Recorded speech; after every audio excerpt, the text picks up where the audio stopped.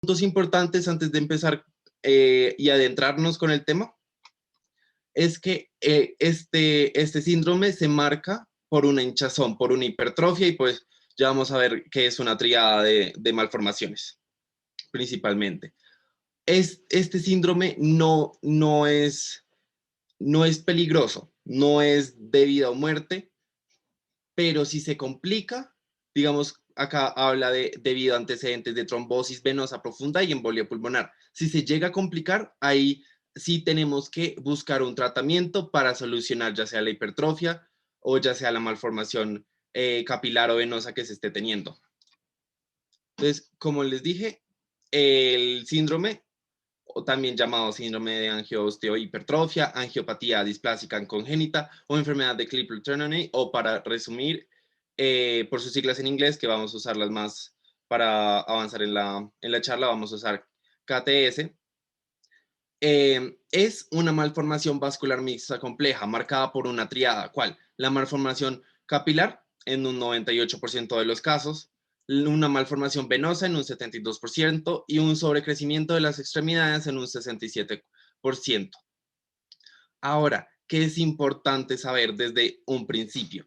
Como ven, no todo es 100%. ¿Por qué? Porque esta es un síndrome dado por una mutación genética que no siempre tiene la misma presentación clínica. Vamos a ver más adelante diferentes tipos de estadios por los cuales tenemos que ya diferentes tipos de hallazgos, unos criterios pues para considerarlo ya de una el síndrome KTS.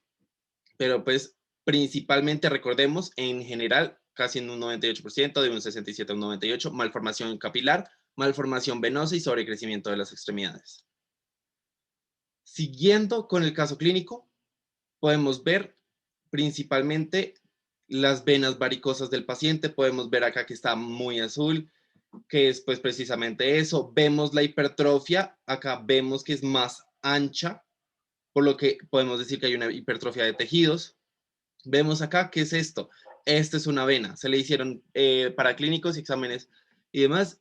Podemos ver acá la vena embrionaria de la que hablábamos en el caso clínico. Esta es la que produjo diferentes tipos de, digamos, la vena varicosa fue producto de esto, los tromboembolismos y demás fueron gracias a esta, pues debido a que no debería existir una vena embrionaria persistente en un cuerpo humano con un desarrollo normal. Por ende, la solución primero fue una solución conservadora que fue la terapia de compresión. Como esta no sirvió, tuvieron que proceder quirúrgicamente. ¿Cómo? Realizando pequeñas incisiones continuas, permitiendo así retirar o extraer completamente la vena embrionaria sin necesidad de completamente abrir la pierna. Después pues, se cierra. Ahora, ya entremos a la epidemiología. Como pequeño disclaimer, pequeño punto importante, Up to Date habla de que no se puede hablar de una epidemiología con este síndrome, que no hay datos suficientes para clasificarla, aunque también hay otras bibliografías y otras referencias que hablan que afecta a 1 de cada 100.000 personas en el mundo, y la incidencia siendo menor a una por cada 10.000 personas. Entonces, por eso quiero que pues sepan eso, para que lo tengamos bien claro. Ahora, es algo que sí tienen bien marcado, es sin preferencia ni por sexo, ni por raza, ni por distribución geográfica. Como les dije, este es un síndrome por una mutación genética.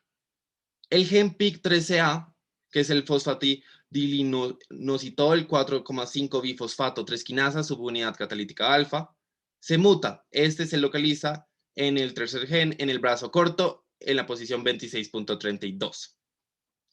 Este es el encargado de generar la sección Pi3K, fosfatidilinositol 3 quinasa, que es el encargado del aumento de la proliferación celular. Dentro de este está la proteína P110 alfa, es una subunidad proteica de Pi3K.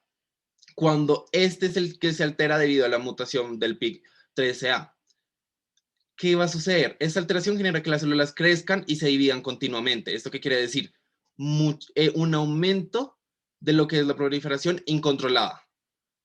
Este gen está muy relacionado con diferentes cánceres, como el de ovarios, como el de cáncer de seno, también otro síndrome que vamos a ver más adelante, que es el de Cloves, y obviamente el síndrome KTS. La suma de las translocaciones y las mutaciones dentro de este gen van a generar lo que es la herencia paradominante, que es una suma de mutaciones somáticas y demás que van a generar que la presentación clínica no sea la misma. La mutación sí es medianamente igual, pero la presentación es la que cambia. Entonces, siguiendo con la fisiopatología, tres principales fisiopatologías que generan este síndrome. Entonces, unas anormalidades del control del cordón espinal, que va a ser una disminución del control autonómico de los capilares, una dilatación de anastomosis arteriovenosa que se va a reflejar en la piel y un mayor flujo en el cartílago. Traducción, esto explica las malformaciones capilares, que vamos a ver más adelante, que son las nevus flammeus. Para los que estuvieron conmigo en la primera charla del grupo, que era embriología de los vasos, que la di yo también, recordaremos que esto, el nevus flammeus, es la mancha en vino de Oporto. Vasculogénesis, volviendo a la charla de embriología de los vasos, como recorderéis, como pequeño resumen, la vasculogénesis es ese proceso de las células endoteliales en las cuales se agrupan formando el lumen y finalmente formando los vasos, que se genera en un periodo embriológico temprano. Este va a cambiar y va a aumentar, o se va a alterar y pues va a aumentar la división, migración y proliferación de células endoteliales. ¿Esto cuál es su consecuencia? Pues la hipertrofia localizada. Siguiendo y finalizando acá, la parte de fisiopatología, tenemos la normalidad venosa profunda. Una disminución del flujo venoso aumenta la hipertensión venosa y aumenta las varicosidades. Esto vamos a ver pues, más adelante qué son y pues cómo se genera. Vamos a ver que también tiene una repercusión las válvulas, el daño en las válvulas, que estas dejan de funcionar. Seguimos también, pues esto también genera una hipertrofia del miembro y linfedema en casos más severos. Siguiendo, distribución de los sitios afectados. Las piernas, tanto izquierda como derecha, tienen una misma distribución, una probabilidad del 37.7% de que suceda en las piernas, en cada una de ellas. También sucede con los brazos de unos 5.3% en cada uno. Y cerramos con unos otros. Acá bajo esta categoría está también, digamos, ambas piernas, que son 5.3% también. Ahora les tengo una pregunta que quiero que me respondan en el chat o así que me lo digan. Pueden prender micrófono. ¿Cuál es la triada del síndrome de Klippel-Trenaunay? Les dije que era supremamente importante, que eran tres cosas principales.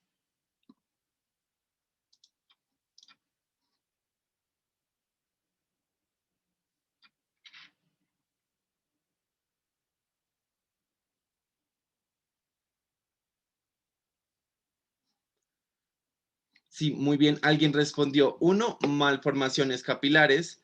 2, malformaciones venosas. Y 3, hipertrofia. Perfecto. Ahora sí, como les dije, el nevus flammeus, que es la parte de malformaciones capilares, es la mancha en vino de Oporto. ¿Qué es? Es una marca de nacimiento de color rojo claro a oscuro o púrpura. ¿Qué sucede? Los vasos sanguíneos se van a dilatar. Cuando estos se dilatan por vasos sanguíneos específicamente, hablamos, como es cercano a la piel, hablamos de capilares. Esta dilatación va a generar que se logre ver la sangre en la piel. Esto es lo que va a generar o lo que va a ver la mancha en vino de Oporto. Como podemos verlo acá con el niño. Siguiendo, tenemos las venas varicosas. ¿Qué son? Son unas venas tortuosas y dilatadas. ¿Esto qué quiere decir? Que, como vemos, al dilatarse a ver esa hipertrofia venosa, vamos a poder ver que estas venas, las válvulas dejan de funcionar. ¿Por qué dejan de funcionar? Precisamente porque al dilatarse las válvulas se separan. Las dos eh, aletas, por decirlo así, de las válvulas se separan y ya no sirven para evitar el reflujo venoso. Eso genera que al haber reflujo va a haber turbulencia, esto también genera la mayor probabilidad de trombos y finalmente pues las venas varicosas. Tenemos la hipertrofia, hay dos tipos de hipertrofia, que es la hipertrofia, primero el crecimiento o aumento en el tamaño. Tenemos de hueso, lo vemos si la pierna afectada es más larga de lo normal. Eso será un crecimiento del hueso. Si hablamos de un aumento de la circunferencia, como podemos ver más acá, hablamos de un crecimiento o una hipertrofia de tejidos blandos. Y cerramos cuadro clínico con sintomatología. Tenemos asimetría del rostro, anomalía de los dientes, macro y microcefalia. Para los que no saben, cefalia refiere a cabeza, entonces macro, cabeza grande, y micro, cabeza chiquita. Polidactilia, dedos extra, sindactilia, dedos pegados y oligodactilia. Parestesias, sensación de hormigueo, descalcificación de los huesos afectados, insuficiencia venosa crónica, dermatitis por estasis, mala cicatrización de heridas, trombos y embolias. Como les dije, esto es supremamente importante porque en el caso del paciente, esto es lo que estos se generaron y pues por eso se tuvo que realizar ese manejo clínico. Sí, déjame ver. Creo que alguien tiene el micrófono prendido, por favor, cuidado con eso. Entonces, diagnóstico. Como les conté, hay dos grupos para realizar diagnóstico, para poder como clasificarlo en el síndrome. Tenemos un grupo A de malformaciones vasculares y un grupo B de crecimiento normal. ¿Qué se necesita? Que en el grupo A tengamos por lo menos 2 hallazgos y en el grupo B por lo menos 1. Entonces, en el grupo A, malformaciones capilares, malformaciones venosas, arteriovenosas y linfáticas. Sí, las más comunes, como recordemos la triada, son malformaciones capilares y venosas. Y tenemos también en el grupo B el crecimiento normal de tejido óseo y de tejido blando, como pues ya venimos diciendo. También podemos llegar a un diagnóstico, ya con paraclínicos tenemos diagnóstico imagenológico. Usualmente se usan imágenes no invasivas, como la ecografía, el Doppler de color, la tomografía computarizada, la resonancia magnética y la linfodescintigrafía. Acá podemos ver cómo vemos acá todo el recorrido. Acá podemos ver, también se pueden hacer rayos X, radiografías sencillas, simples para ver, como podemos ver, la pelvis no está alineada, no es con el eje horizontal. ¿Qué sucede? Esto explica una hipertrofia de tejido óseo en la pierna derecha del paciente. Usaremos la flebografía cuando queremos ver si le realizamos una cirugía al paciente. Una arteriografía si tenemos sospecha de fístula arteriovenosa. Acá podemos ver el Doppler de color y acá una flebografía. Como les conté al inicio, en la etiología, el diagnóstico molecular también va a servir para realizar un muy buen examen al paciente. Pues volvemos a la parte del gen, del PIK3CA. Como pueden ver acá, viene relacionado con diferentes síndromes como el de Cloves y muchos cánceres. Como pequeño dato curioso, las personas que sufren de este síndrome al parecer, no tienen como mayor predisposición a cánceres, lo cual es curioso teniendo en cuenta que pues esto también viene relacionado con cáncer de ovario, cáncer cervical, cáncer de seno. Ahora, como les dije, el tratamiento. ¿Cómo vamos a tratar a pacientes con este síndrome? Con estas principales terapias o tratamientos. Terapia de compresión, las extremidades afectadas se van a envolver con vendas o telas elásticas para evitar la inflamación, los problemas de venas varicosas y las úlceras en la piel.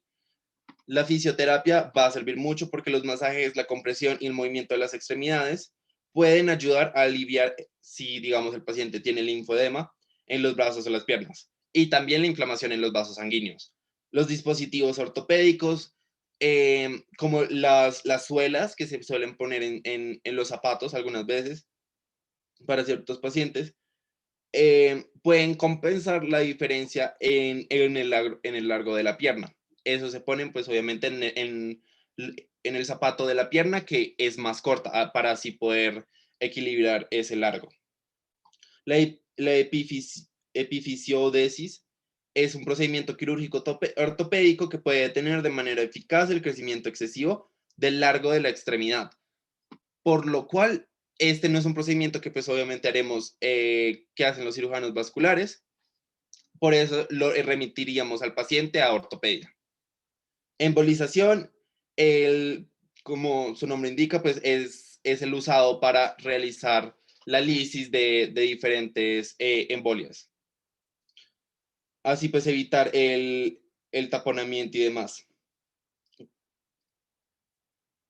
La terapia con láser se usa para aclarar las manchas en vino de Oporto en la piel y para tratar ampollas tempranas, que también pueden suceder. La ablación de las venas por radiofrecuencia o láser son usadas para aclarar, y lo que se hace básicamente es que se inyecta un líquido que hace que se genere tejido cicatrizal, que va a ayudar a cerrar la vena, que pues está generando los problemas. La escleroterapia, también se inyecta un tejido que directamente va a cerrar la, la vena. Cirugía para pues retirar directamente, extraer quirúrgicamente pues la vena que genera el problema, y medicamentos, digamos, trombolíticos, la warfarina se usa muchísimo para evitar todos estos problemas.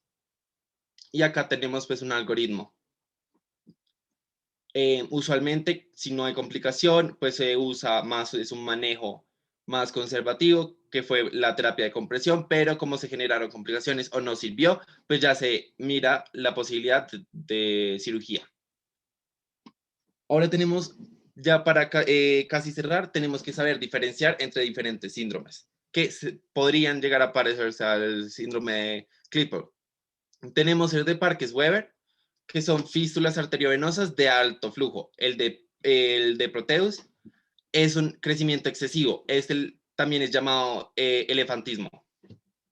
Y el de Cloves, que por sus letras en inglés, congenital lipomatosis, overgrowth, vascular malformation, and epidermal nevi, que son sobre crecimientos lipomatosos congénitos. Entonces, como les dije, el de Parkes-Weber, venas varicosas, también hipertrofia, es una malformación arteriovenosa por la mutación, acá diferencia harto, es el gen RASA1 y de flujo rápido. Cabe aclarar que el KTS es de flujo lento. Así vamos a poderlo ver en un paciente. Este es una paciente que tiene el síndrome de Parkes-Weber. Acá tenemos el de Proteus, malformaciones vasculares con lipomas, hipertrofia miembro. También la mutación también es diferente, la AKT1 de bajo flujo y afecta todas las extremidades. Y como les dije, el de elefantismo. Podemos ver acá los pies del paciente, podemos ver directamente cómo está la mano. También la cara de este, creo que es un paciente pediátrico, pero podemos ver la hipertrofia en el tejido facial. También, pues, este es otro paciente. Podemos ver sus pies y sus manos como están con hipertrofia. Y cerramos con el de Cloves, que es el nevus epidérmico con malformaciones venosas y linfáticas. Como les conté, también va bajo la mutación en el gen PIK3CA de alto flujo, por lo cual se diferencia también del de Klippel. Y los depósitos anormales de grasa. Acá podemos verlo, podemos ver los nevus, podemos ver la hipertrofia en sus piernas, acá los depósitos de grasa. Y ahora otra pregunta, para que también me respondan. ¿Cuál síndrome de malformación vascular se aprecia en la foto de la derecha? ¿De Proteus, de Cloves, de Klippel o de Parkes?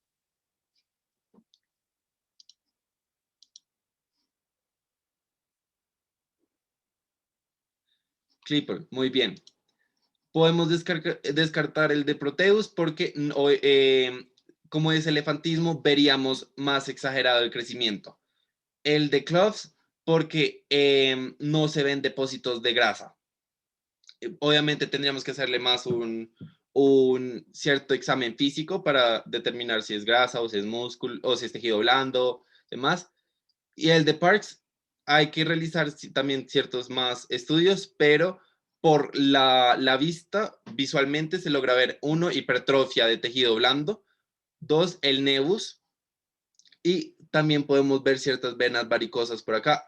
No sé si ustedes las logren ver, pero se logra ver por acá más azul, que pues significa como el inicio de las venas varicosas. Y con esto cerramos. Listo, muchas gracias, David. Felicidades por esa charla tan excelente. Gracias por preparar este tema.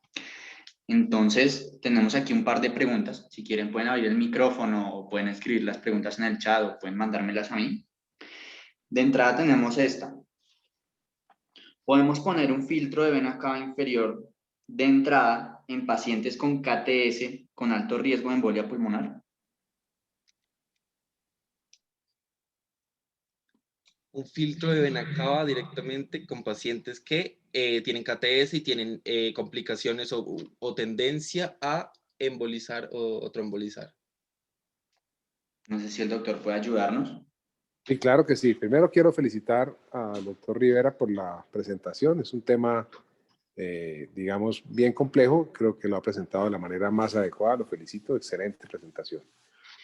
Miren que es muy importante no volvernos mitológicos con los temas, ¿no? O sea, el filtro de vena cava no es como muchos piensan. ¿Cómo así que llevamos tantos años usando la anticoagulación? No hemos hecho nada más por las trombosis. Entonces aparece el filtro de vena cava y entonces el filtro de vena cava se lo tenemos que poner a todo el mundo porque ¿cómo así que no estamos haciendo nada más que anticoagular? Ojo con eso. El mensaje más importante es que las indicaciones de filtro de vena cava siguen siendo las mismas que usábamos hace 30 años para clipar la vena cava inferior.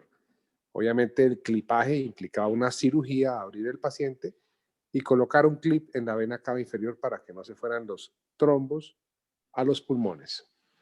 Eso no ha cambiado en 30 años. Tenemos una mejor tecnología, pero las indicaciones siguen siendo muy estrictas. Entonces, ese mensaje sí quiero que quede claro porque el síndrome de colocar filtros de vena cava es bastante frecuente, como que hay que hacer algo, además pagan por hacer eso, además es un procedimiento, además va a la sala de hemodinamia. Entonces hay que ser muy críticos con la indicación del filtro de vena cava.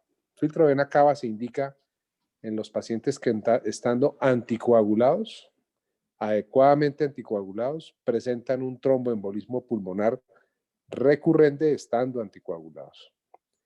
Existen otras indicaciones, como es el caso de los pacientes que tienen una contraindicación que es temporal para la anticoagulación. Hay una tendencia a creer que como entonces no se puede anticoagular porque el paciente tiene A o B contraindicación para la anticoagulación, le coloco un filtro de vena cava. Error, ¿no? El filtro de vena cava es un cuerpo extraño.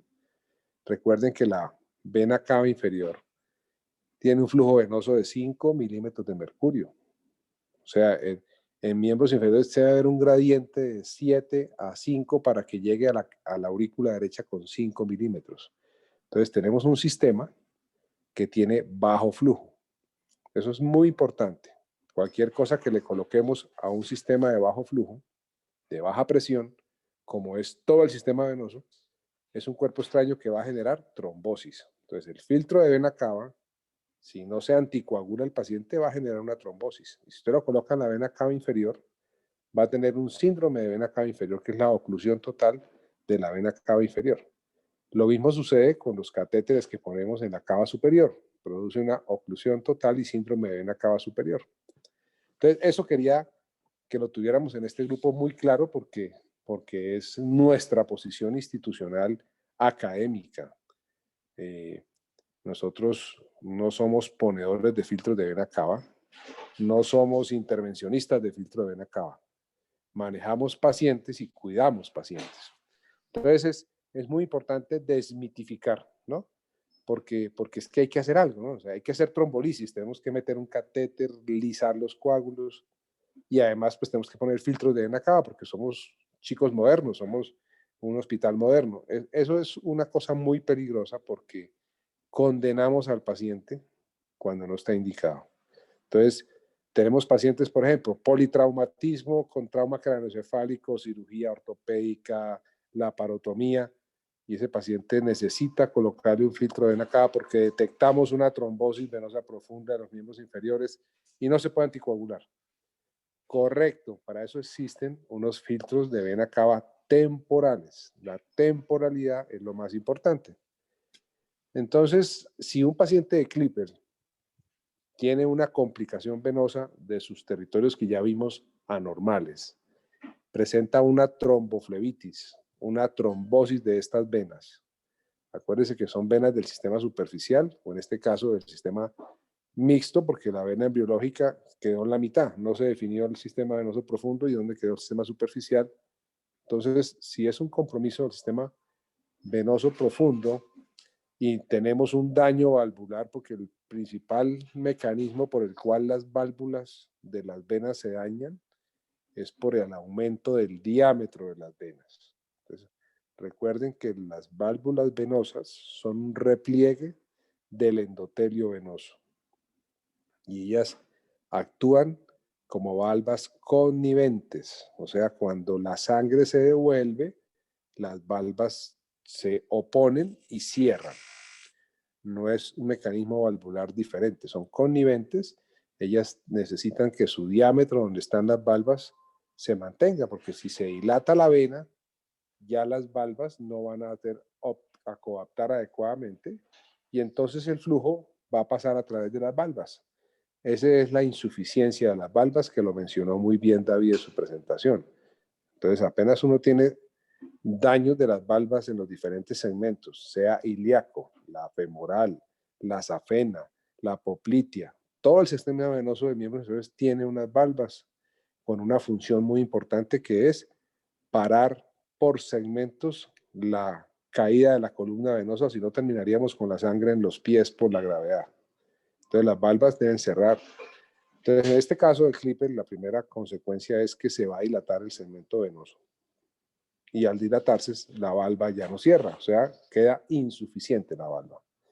Eso se puede detectar con el dúplex. No se detecta con una fleografía porque la fleografía no es funcional, no es dinámica. En cambio, con el dúplex sí, yo puedo poner el paciente de pie, puedo hacerle una maniobra de Valsalva y determinar que la valva está con reflujo. Entonces, esos pacientes que tienen esas presiones altas, porque si estoy de pie y mi valva no sirve, pues la presión sanguínea de regreso que se va a los pies va a ser mayor. Al haber mayor presión, ¿qué va a pasar? Vamos a tener estasis venoso. Entonces, dilatación venosa, daño valvular. La gravedad hace que la sangre permanezca en los miembros inferiores y no suba. Produce estasis venoso. Y esa es la principal causa de la trombosis. Esa es la causa de una trombosis en un viajero en un avión de aquí a Europa. Es el estasis por tener las piernas quietas y la sangre sin moverse. Es la primera alerta de un paciente que dura más de 12 horas hospitalizado en un servicio de urgencias. Debemos pensar inmediatamente casi que la historia clínica electrónica debía alertarle, paciente que completó 12 horas, 24 horas hospitalizado, ¿ya le puso terapia anticoagulante profiláctica? ¿Sí o no, doctor? Debería ser una norma de calidad en todos los hospitales, porque usted está acostado y la sangre no se mueve. Uno puede estar acostado 8 horas, pero no 24. Entonces, el estasis venoso promueve la trombosis. Entonces, un paciente que tiene una malformación de este tipo, dilatada la vena, daño valvular, aumento de la presión, hace estasis venosa y puede hacer una trombosis venosa. ¿Dónde inicia la cabeza del trombo venoso? Casi siempre en las valvas, en las válvulas que están dañadas, que es un repliegue venoso, que sirve para que fácilmente se agregue y genere una coagulación intravascular en este sitio y se genera la trombosis. Entonces, si entendemos eso, la pregunta del filtro de vena cava aplica. ¿Cuál es el primer manejo de esa trombosis venosa? Anticoagular el paciente. ¿Cuándo estaría indicado el filtro de vena cava? Si estando anticoagulado el paciente, me hace un tromboembolismo pulmonar. ¿Ok? Entonces, tromboembolismo recurrente no es indicación cuando tiene un paciente 1 con tromboembolismo pulmonar hoy de ponerle un filtro de vena cava. O sea, el tratamiento del tromboembolismo pulmonar y del tromboembolismo general, como se denomina, porque así se llama la enfermedad tromboembólica venosa, que puede ser la trombosis de una pierna o el tromboembolismo pulmonar. Cualquiera de esas dos cosas que se presenta súbitamente de nuevo en un paciente requiere anticoagulación, nunca filtro de vena cava. Ya, si estando el paciente adecuadamente anticoagulado, controlada la anticoagulación, nos presenta una recurrencia de un tromboembolismo nuevo en el pulmón, tengo que demostrar que tromboembolizó otra vez, ese paciente está indicado un filtro de vena cava. O sea, esa indicación en esa regla y en esa evidencia científica no cambia, así tenga uno un creeper ahí. Entonces, me parece que hay muchos aspectos muy importantes en esta pregunta y es importante que entendamos de esta manera la respuesta. Creo que bien importante el tema. Muchas gracias. Listo, doctor. Tenemos otra pregunta y es, ¿qué pasa con los pacientes que tienen agenesia del sistema venoso profundo? Imagínense que eso va de la mano con la agenesia o el poco desarrollo o la hipotrofia de los ganglios linfáticos y del sistema linfático. Es bien complejo, ¿sí? Nosotros podemos tener pacientes que no tienen un desarrollo adecuado del sistema venoso, que no tienen el número de vasos normales. Entonces tendríamos o la agenesia, la ausencia total o parcial o simplemente disminución del número de vasos. Y como les digo, el sistema linfático va paralelo al sistema venoso. Es microscópico, es imperceptible, solamente se hace evidente ante las patologías, ya sea por un cáncer que ocluye el sistema linfático y entonces vamos a ver los vasos linfáticos, o por una cirugía que nosotros hicimos un trauma linfático y ligamos los linfáticos y vamos a ver, o el más frecuente, por ejemplo, en la cirugía de cuello, en trauma, es la sección del conducto torácico y la linforrea. En las cirugías cardíacas es frecuente que lesionemos el conducto torácico, que tengamos quilotórax. En las cirugías abdominales que dañamos la cisterna de Beckett o que la comprometemos en una cirugía, podemos tener drenaje de líquido linfático, linforrea y acumulación de linfa. Y en los miembros inferiores, más frecuente que en los superiores, es la falta de adecuado desarrollo de los ganglios y de los conductos o de los vasos colectores linfáticos. Entonces, si uno tiene eso, la tendencia va a ser a la no, porque obviamente si los vasos arteriales están completos, vamos a llevar la sangre hasta el capilar de los pies y el regreso va a ser insuficiente. Tenemos un sistema venoso anormal, inadecuado. Entonces, la pregunta es bien clara y es que vamos a tener seguramente edema del miembro inferior secundario a la ausencia de un drenaje venoso normal. Ese edema, con el paso del tiempo, se va a complicar porque se va a acumular la linfa. Y la linfa, acuérdense ustedes que es un líquido espeso, lechoso, cargado de lípidos. Entonces la linfa va a producir un acúmulo que no es fácil de resolver. El linfedema, equivocadamente, la gente empieza a manejarlo con diuréticos como si fuera agua. Error. El único manejo de un edema de miembros inferiores con diuréticos es el de la falla cardíaca y es el edema por sobrecarga del sistema venoso, por sobrecarga, por daño de la bomba cardíaca, de la falla cardíaca. Es el único que sacando agua lo mejoramos. El linfedema no, porque se acumulan lípidos. Es una leche espesa linfática que no se drena fácilmente y los linfáticos drenan al sistema venoso. Entonces, si hay agenesia venosa, va a haber agenesia del drenaje de los conductos colectores linfáticos y vamos a tener linfedema con una gran hipertrofia, con elefantiasis, con aumento del diámetro de la pierna. Es un aumento duro, no es afobia, con gran deformidad. Lo más dramático del linfedema es que no respeta el cuello del pie y se observa edema en el antepié y se borran la separación de los interdigitales en el pie y los deditos del pie están abombados llenos de líquido. Ese es el típico linfedema. El edema de la trombosis venosa, como la trombosis venosa es profunda, pues el edema está por debajo de la fascia, entonces vamos a tener un edema en la pantorrilla, en la pierna, pero no se va a hinchar el tobillo, ¿correcto? Es una de las primeras cosas que uno tiene que tener en la cabeza cuando va a hacer el diagnóstico de TBP. El diagnóstico diferencial es un linfedema, como les decía, o por una cirugía, por una resección de ganglios. El ejemplo más típico es la mastectomía radical con vaciamiento axilar. Esos pacientes tienen linfedema, edema del brazo secundario a la sección de los ganglios por la resección tumoral. Lo mismo en cirugías oncológicas, ginecológicas, que se llevan todos los ganglios linfáticos ilíacos y pélvicos, producen linfedema. Y las enfermedades congénitas que llevan a estos linfedemas. Entonces, linfedemas primarios e insuficiencia venosa primaria por agenesia de venas tenemos. Afortunadamente es raro, son los casos más dramáticos. Lo que tenemos muy frecuentemente no son linfedemas ni atresias venosas primarias, sino alteraciones venosas y linfáticas secundarias. La principal es el trauma quirúrgico de los vasos linfáticos.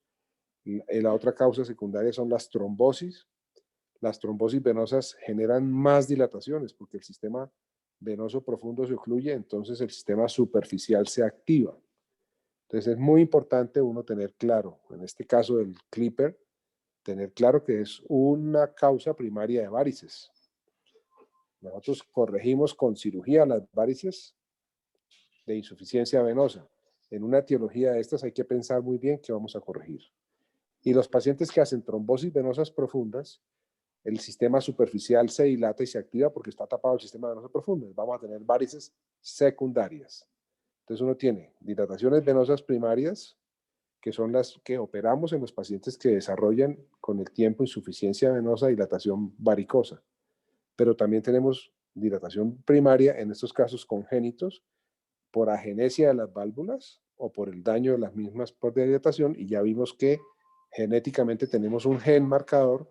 Lo mismo sucede con las personas que desarrollan varices. No tenemos todavía todo el desarrollo del código genético, pero probablemente es como el que tiene los ojos verdes. Yo les explico a los pacientes que tienen varices, a usted le tocaron varices, a otros les toca ser diabéticos. Entonces hay una tendencia familiar, nórdica, los anglosajones tienen varices, pero también vemos nuestros indígenas en altiplano cundiboyacense, y lo mismo pasa en el Perú, que tienen tendencia a tener varices. Entonces es muy importante entender que uno tiene por falta de número de drenaje venoso, o por daño secundario, o por daño trombótico. Entonces el edema de miembros inferiores hay que estudiarlo buscando la etiología. Muy buena pregunta. Listo, doctor. Muchas gracias. Tenemos una última pregunta y es, ¿qué opciones tienen los pacientes que tienen malformaciones predominantemente arteriales? Muy buena pregunta, absolutamente pertinente, y quedó claro en la presentación. Lo que pasa es que no se le dio el énfasis para responder esta pregunta. O sea, David hizo una excelente presentación de Clipper, que Clipper no tiene su predominio, no son malformaciones arteriovenosas. Esa es la diferencia con el Parr-Weber. El Parr-Weber tiene múltiples fístulas. Las fístulas son comunicaciones entre las arterias y las venas, o sea, vamos a tener las dilataciones, pero con una carga de alta presión. Entonces, si nos devolvemos un poquito, nuestras malformaciones vasculares se dividen en dos: las de bajo flujo y las de alto flujo. Las de bajo flujo son venosas puras. Las de alto flujo tienen un componente arterial, o sea, tienen presión arterial. Ya les expliqué, la presión de las venas, 5 milímetros de mercurio, 6 milímetros, 7, puede llegar a 10 en un síndrome postrombótico, la presión venosa en las piernas. Y eso se mide muy bien con pletismografía venosa cuantitativa, y uno tiene una presión venosa ambulatoria, que es con lo que uno se desplaza durante el día, con lo que sucede desde la mañana hasta la tarde. Pero Eso es venoso. Cuando hay una comunicación de la arteria a la vena, y lo deja muy claro en la presentación David, falla cardíaca. Lo mismo que cuando construimos una fístula para diálisis. Si esta fístula es desproporcionada, más de 0.8 milímetros, pues vamos a poner un flujo arterial al sistema del corazón derecho y lo lleva al paciente a falla cardíaca. El ejemplo más claro de una falla cardíaca aguda, traumática, es una conexión de la aorta con la vena cava. Sucede, por ejemplo, en una laparoscopia, que se extravasa y se comunica la aorta con la cava. En una cirugía ortopédica, hemos tenido cirugías de columna que pasan un clavo de lado a lado, uno de estos tornillos, y se produce una falla cardíaca aguda. El paciente entra en falla cardíaca aguda. Cuando usted sobrecarga el sistema venoso, obviamente va a sobrecargar el corazón derecho y el paciente entra en falla cardíaca. Entonces, llevemos ese concepto de la sobrecarga a una extremidad. Entonces, ¿qué pasa con la presión en esas malformaciones venosas si tenemos una presión de 120 o de 110 sistólica arterial? Entonces, vamos a tener un aumento de la presión, una presurización de este sistema venoso que está acostumbrado a tener 5 milímetros y usted le pone 120, pues si ya tiene una malformación, vamos a tener pacientes con componente arterial. Y esa es la diferencia entre el Parr-Weber y el Clipper Trenorray. El Clipper no tiene fístulas. A veces tienen una fístula única, eso es una bendición porque uno cierra esa fístula y el problema se acaba. Gravísimo cuando está uno frente a un Parr-Weber que tiene múltiples fístulas y uno de atrevido, poco inteligente, entra a ligar estas fístulas. Apenas se cierra una, se activan las otras. Genéticamente están codificadas y si tenía una, termina con 7 y 8 fístulas y el paciente al tener una presurización del sistema venoso sobre esos lagos venosos, ¿qué pasa con la presión capilar? Yo tengo un capilar arterial que termina en la capilaridad en la piel, que va con 110, 100 o 100 milímetros de mercurio, y el capilar venoso tiene que tener más baja presión para que circule la sangre. Entonces, uno no se hincha las piernas si los capilares tienen presiones controladas. Si tiene mayor presión el capilar arterial y menor presión el capilar venoso, pues tenemos una circulación adecuada. Tenemos una turgencia, una nutrición, una adecuada cicatrización. La piel se defiende. Al contrario, si yo aumento la presión en el capilar venoso, va a hacer choque contra la misma presión que está en el capilar arterial, lo cual produce primero resequedad, pigmentación ocre de la piel, se desnutre la piel, se desfacela y se hacen ulceraciones. Entonces, el pecado más grande de tocar a un paciente con Parr-Weber es que termina ulcerada toda la pierna por hipertensión a nivel del sistema venoso.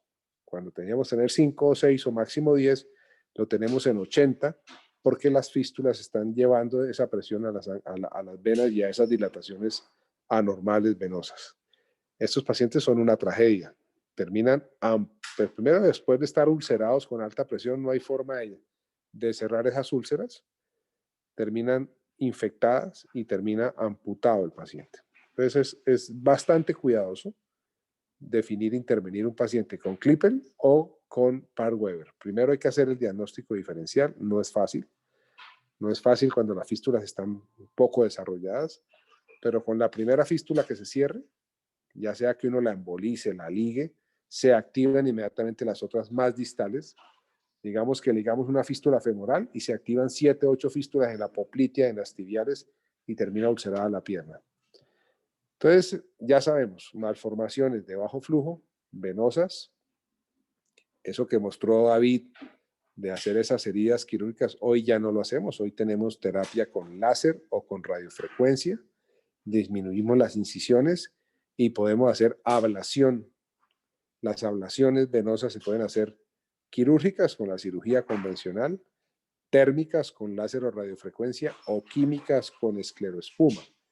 Como dijo David, no es un tejido lo que ponemos, sino es una sustancia que produce esclerosis. La esclerosis es que las paredes de endotelio se adhieren unas con otras y donde había sangre dentro de ese vaso se vuelve un espagueti plano que no tiene luz en la mitad y no hay sangre en la mitad. Esa es la esclerosis y queda cerrado el sistema venoso. Eso funciona muy bien en vasos de pequeño calibre, 3, 4, 5 milímetros. Cuando mide más de 5 milímetros debe hacerse resección quirúrgica. Obviamente no hacemos esas incisiones tan grandes, hoy hacemos incisiones limitadas, estéticas, y se hace resección quirúrgica. Podemos hacer combinado con láser o con radiofrecuencia la ablación, como lo hacemos con las varices.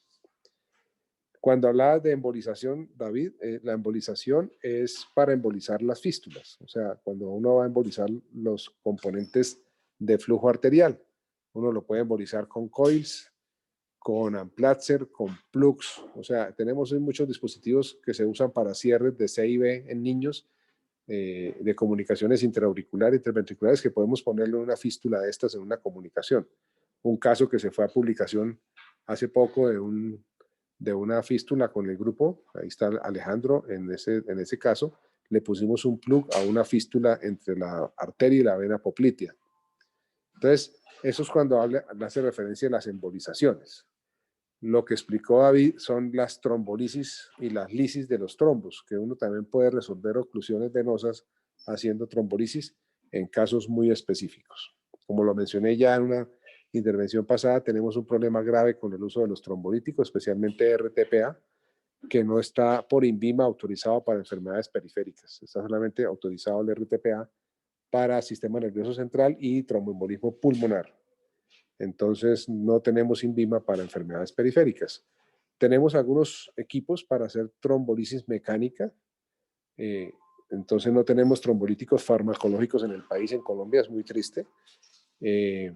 Tenemos forma de justificarlos en emergencias, compromiso de la vida, como todo lo que pasa en este país, pero no está contemplado en el INVIMA. Entonces, tenemos unos sistemas de trombolisis mecánica que nos ayudan un poco más la anticoagulación.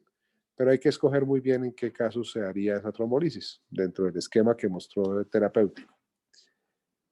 Quiero aprovechar y llamar la atención respecto al imbalance de la cadera. O sea, es muy importante porque estamos viendo un caso adulto, pero lo que vemos en la consulta, por ejemplo, en la cardioinfantil, son los niños que llegan con estas malformaciones. Lo primero que la familia o el pediatra ve es la mancha en vino de Oporto, o sea, el hemangioma del Klippel. Podemos tener un par Weber con hemangioma. Entonces, primero que tenemos que hacer son estudios para ver si tenemos alta presión o baja presión. Si tenemos baja presión, pues puede ser un Klippel. Nos concentramos en la parte vascular, pero no se nos puede olvidar la hemihipertrofia. Entonces, es una hemihipertrofia, la misma extremidad que tiene las malformaciones, los angiomas, los hemangiomas y las varices, esa misma extremidad tiene una hemihipertrofia, o sea, de ese mismo lado se crece más. ¿Por qué? Porque se crecen los vasos nutricios del hueso y hace que el hueso crezca. Por eso entonces la epifiodesis que mencionó el doctor David en la presentación. Hay muchos, uno tiene que manejar con ortopedia infantil estos casos, lo manejamos en conjunto interdisciplinario.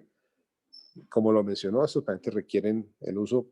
Hay que evitar el imbalance de la cadera. Un imbalance de cadera a un niño en crecimiento es una cosa dramática, necrosis avascular de la cabeza del fémur, o sea, todo eso hay que evitarlo. Entonces estos niños deben ir al uso de una bota, una plantilla, una prótesis que eleve igual el tamaño de las dos piernas. Clínicamente uno los pone de pie y se da cuenta que las arrugas que tenemos en la región poplitea, estas son asimétricas. Ese es el primer diagnóstico. Uno pone el paciente y lo mira por detrás y la región poplitea está asimétrica, está más alta y más baja. Después lo puede acostar y lo mide, hacen los test ortopédicos para medición de longitud y esos pacientes deben corregirse esto muy rápidamente. Entonces, si sigue creciendo, si no se ha corregido la malformación vascular sobre el hueso, requieren hacer epifiodesis y deben a veces hacerse resecciones del fémur para acortar la pierna. Es más fácil acortar el tamaño del fémur que elongar el otro. Entonces es muy importante no dejar que estos niños terminen con imbalance de cadera porque las consecuencias son catastróficas. Entonces no olvidarnos de eso. O sea, tenemos un componente mixto, congénito, que debemos corregir. A veces predominan más los hemangiomas, como vimos en esos porcentajes, en otros predominan más la presencia de dilataciones varicosas, en otros la hemihipertrofia, y no olvidarnos que podemos tener fístulas arteriovenosas que nos complica y nos pasaría a pensar en un Parr-Weber. Las otras patologías, el CLOPS, por ejemplo, ustedes han visto por ahí un programa en televisión del niño tortuga que le quitan el caparazón. Eso es un CLOPS, o sea, es un CLOPS de toda la región posterior del tórax y del abdomen. Tenemos CLOPS faciales y eso se deben corregir porque realmente son deformaciones de tejido blando que se pueden corregir. Yo creo que básicamente eso para responder esta pregunta. Bueno, muchas gracias, doctor. No sé si alguien más tenga otra pregunta, algún comentario.